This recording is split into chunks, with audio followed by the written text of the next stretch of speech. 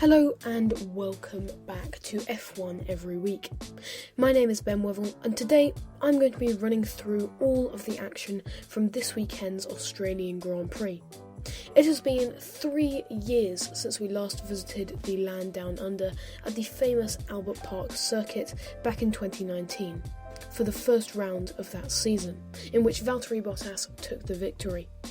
The race has been on the calendar since 1985 in Adelaide until F1 made the jump to Melbourne in 1995. The race having had a brief hiatus from the calendar for the last 2 years due to COVID. Michael Schumacher has had the most victories at this race, having won it 3 times in a row in the early 2000s before doing so again in 2004.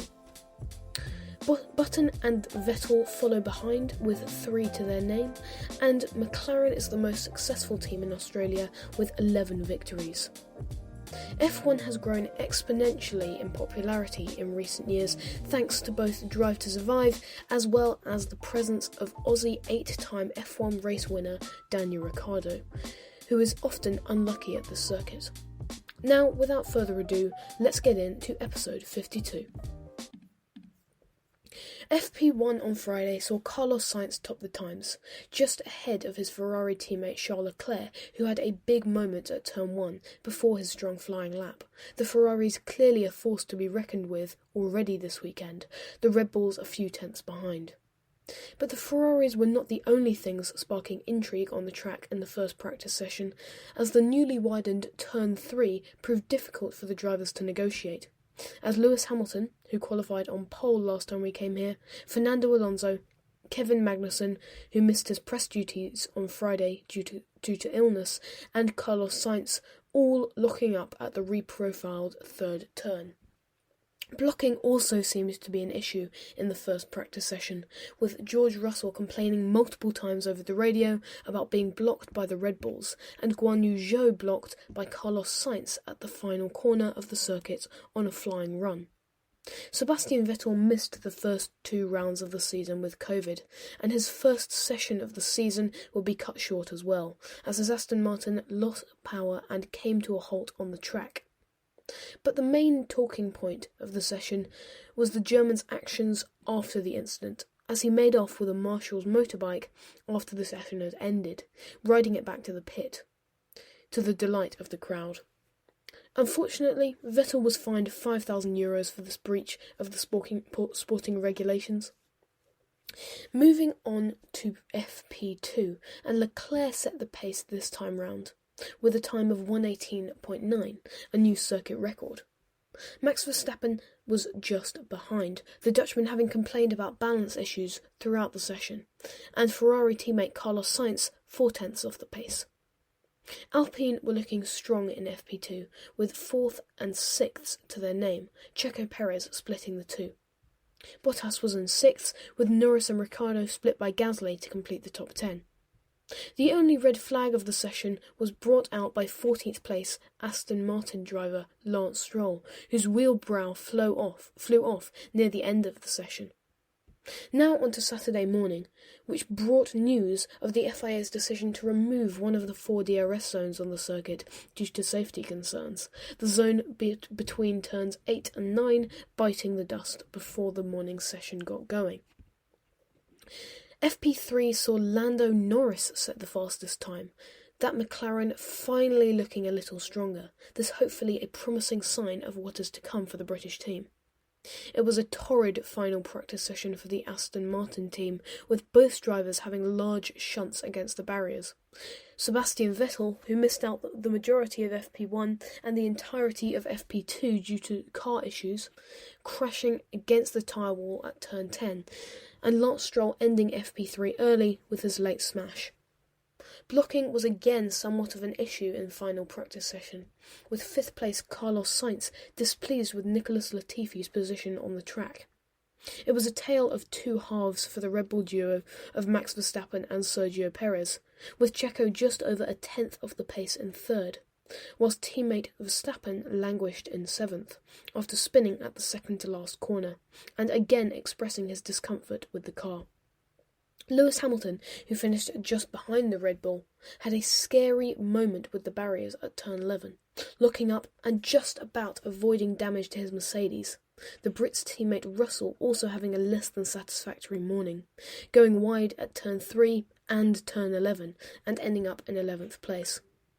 Now on to qualifying, which began, as always, with Q1, in which traffic confusion led to a massive crash between Lance Stroll and Nicholas Latifi, in which Latifi let Lance Stroll pass, and at turn 5, Lance Stroll began to move over to the right to let oncoming Zhou Guanyu through.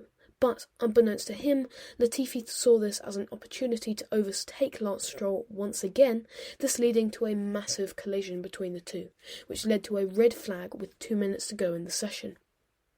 This is Latifi's third crash in 2 weekends, and the team's 4th, which is really eating into the team's funds this year, the cost cap making this already unideal situation especially bad.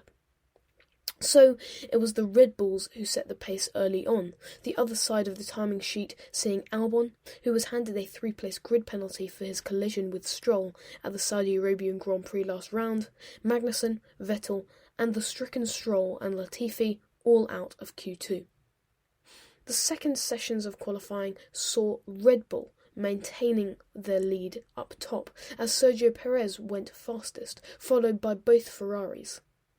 McLaren also made it their first Q3 appearance this year, as both Lando and Daniel got through to the final session this time out, accompanied by both Red Bulls, both Mercedes, both Alpines, and both Ferraris.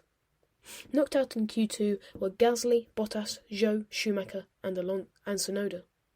Finally, for Q3, and it saw yet another red flag, this time courtesy of Fernando Alonso, who had been on incredible form all weekend but was unable to convert it into a good qualifying result, crashing at turn 11 due to a hydraulics issue, in which Fernando could not get out of 4th gear.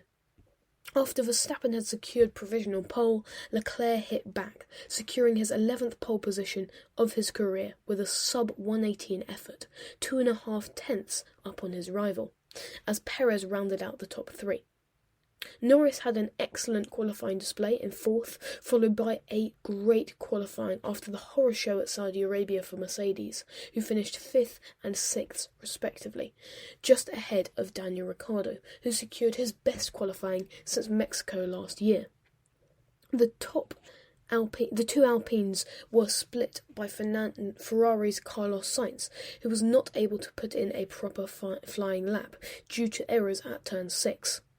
But the drama did not end until after Q3, as Stroll was handed a 3-place grid penalty for his Q1 collision with Nicholas Latifi, as well as Albon being disqualified from qualifying after stopping out on track after Q1.